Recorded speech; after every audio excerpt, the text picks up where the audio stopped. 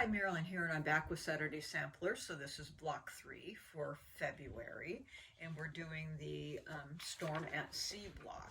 So the first thing that they have in our instruction sheet is talking about the mirror image V blocks. So what I'm going to do is I'm going to make a separate video on that because it's a little bit time consuming, and I'm going to go through it, cutting it step by step and piecing. Because it's brand new to a lot of people. It was brand new to me, frankly, when I did this, and it just is, I'm going to go through it very detailed so that you get it completely right. So I'm going to do that on a separate video. And then if you're using the Creative Grid ruler, then you're going to be doing that on your own. I don't have a Creative Grid ruler and I'm not using it, but I'm sure that they have great instructions and videos. So you'll be doing that with that video. I'm only going through the V block ruler. So I'm going to tape that separately and Jerry will post that separately. So what we're going to do in this video is go right down here to the flying geese. So we went in great detail last month on the flying geese. So if you don't recall how to do that, skip back to last month. And so I have the flying geese completed because I don't think we need to go through that again. Do we? If you do, go back. Hopefully you were successful last month, but here they are. So fabric 1 was our base. That was our 5 3/4 inch square. And fabric 6 was our little squares. We cut those, we made our squares. This is our resulting this is our resulting goose. And they're cut down to 2.5 by 4.5 with our wing clipper. So if recall, we made these cuts, and then this was our final cut with our V. And I've cut all of those 4 down. This is our resulting cut. So if you look down here, this is the block layout, okay? And if you can see that, you can see that right here in the quilt. And then that's the picture of it right here. It's right in the middle, okay? So this is the block right here.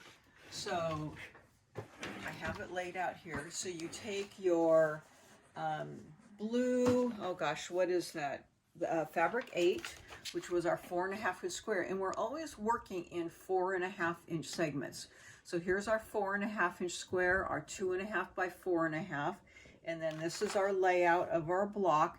So get that goose laid out correctly so that the fabric 1 is on the inside, not this way. And it's important in this because there's kind of an optical illusion in this layout, in the layout of the white, because it actually sort of looks a little bit 3D. So you want that layout correct with the blue and the blue, okay? So lay this out this way. You have the 4.5 square in the middle, and then you have your small fabric 8 squares right here. So this is the layout, and then your piecing is kind of like a elongated 9 patch. So you would piece these to these, okay, and then I would press out, press in, and then press out. So that way these nest, okay? And so that would be my pressing for those blocks, and then piece those together, okay?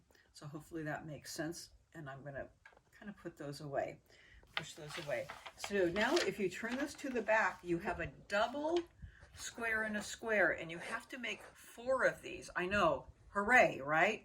So you're first gonna start with your small little 11 2.5 inch squares. You have 4 of these. So just like we did last month, last 2 blocks are square and a square, you're going to, iron press all of these with, an initial fold in the middle. And you're first going to start with all your fabric 1, your small, these were I believe these were, 2.5 inch squares. And you'll, get a fold in the middle, just like we did initially. And I, pin, that fold to that fold, all the way along those sides and that side and sew them on, so forth. And then we're going to press out just like we did, cut off those edges. You remember that last month. You're all shaking yes. Absolutely you remember, okay? So you did that, and then to cut them down, after we had those, I don't have one just on this side, but we did them, so I figured you'd be good. but let's just pretend that that was sewn. Recall that we then marked that little 1/4 inch there. And I talked to a few of you last month and said, did that work? And they were like, yeah, that worked. Okay. Now this is the trick here. When they said you cut these down, when you cut this first square down, you're cutting it down to 3 3/8. Okay. And that's what I did. I cut it down to 3 3/8. That was good. But even so, when I pieced my next one on, I still made sure that I pieced it, you know, watching those points. Okay, so I still were watching those points when I pieced it on. So even with the 3 3/8, I made sure that I was, you know, coming into that square.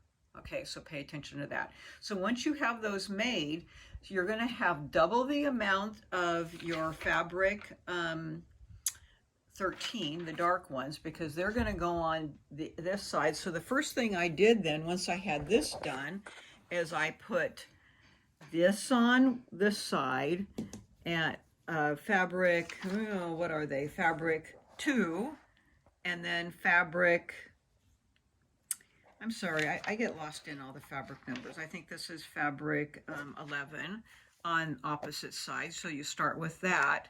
And then you have fabric 13 on these sides second, okay? Or you can do those first, it doesn't matter, but you get the idea. Those are on opposite sides, okay? So here is this way, I press them out and then press those out. And then, of course, you know what size these are gonna be cut down to, 4.5, because we're always working with 4.5 inch blocks. So I did mark my 1/4 inch. And then I used my Tucker trimmer, or you can use your 4.5 inch square up, and I marked my 1/4 inch there, and then cut these down to 4.5, and it worked perfect. It really worked well again. So when I was saying, you know, before when we're doing these square and squares, you don't realize, but you start seeing them, that we have these square and squares kind of sprinkled throughout the quilt. And here we are right again, right in this block. And then when we piece, we're going to have a little match up here, pinning there. That's really, really fun to match up. Okay. I kind of said that sarcastically. You probably heard that. Okay, so you're going to make 4 of these square and squares, and they are going to sit in our block with that light piece right there, right against there. And it's important that you get that set properly, because that light is going to be set right in here, and then our V block lights are going to be there. But that makes that illusion of kind of this circle that's a little bit 3D and really cool looking. Okay, so you got your 4 square and squares. Okay, take a breath, take a little break, and then I'm going to jump to the other secondary video of making the V block. So I'll see you there.